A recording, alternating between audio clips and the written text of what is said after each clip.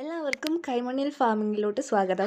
എന്താല്ലേ സമയത്തിൻ്റെയൊക്കെ ഒരു പോക്ക്. അപ്പോൾ guys, let me introduce once more. ഇതാണ് നമ്മുടെ മണിക്കുട്ടിക്കുണ്ടായ കുഞ്ഞു ഞോട്ട. ഞങ്ങൾ അതിന് പേരിട്ടിരിക്കുന്നത് സിംഗു എന്നാണേ.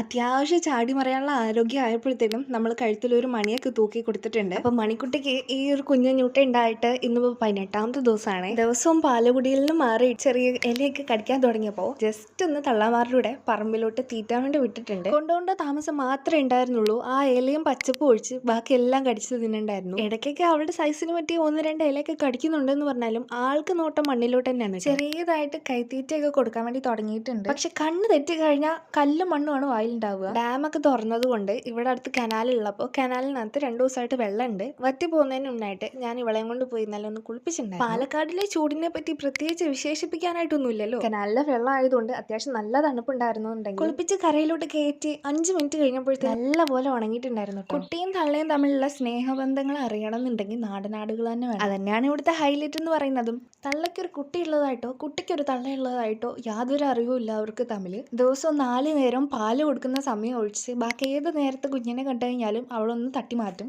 വളരെ സാധാരണമായി നടക്കാറും അതിലും സാധാരണമായിട്ട് ഇങ്ങനെ 4 കാലിൽ കുതിച്ച് ചാടിക്കൊണ്ടും അതിലും അസാധാരണമായിട്ട് റിവേഴ്സ് ഗിയറിലിട്ട് ചാടുമ്പോഴാണ് നടത്തത്തിനും ഓട്ടത്തിനും ചാട്ടത്തിനൊക്കെ അതിൻ്റെതായ ഒരു അർത്ഥം വരുള്ളൂ എന്നാണ് മനസ്സിലാക്കാൻ കഴിഞ്ഞത്. അപ്പോൾ നമ്മുടെ സിംഗുമണിയുടെ പുതിയ വിശേഷങ്ങളായിട്ട് അടുത്ത വീഡിയോയിൽ കാണാം. Till then bye.